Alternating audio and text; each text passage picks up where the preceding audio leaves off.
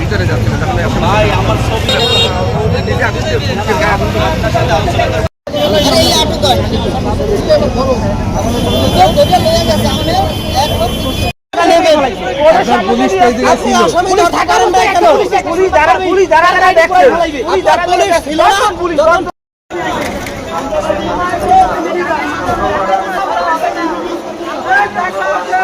বলছি যদি সে অপরাধ করে থাকে তার বিরুদ্ধে সাংগঠনিক ব্যবস্থা নেবে।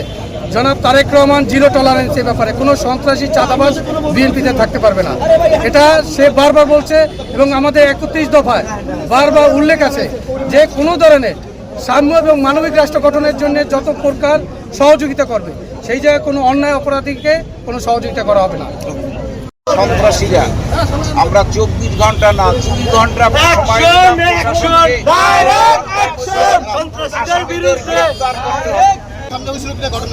ঘটনা পুলিশের সঙ্গে নীরব দর্শকের ভূমিকা পালন করেছে, কারণ আসামিরা বিএনপি ও অঙ্গ সংগঠনের সন্ত্রাসী বলে প্রত্যক্ষদর্শীরা আমাদের জানিয়েছে।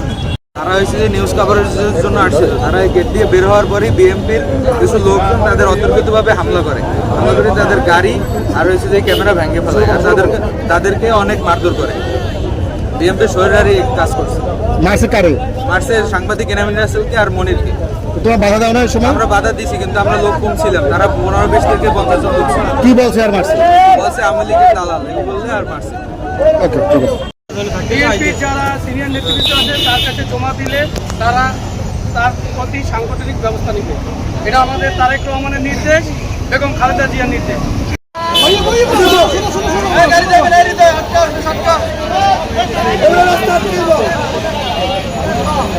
রাস্তা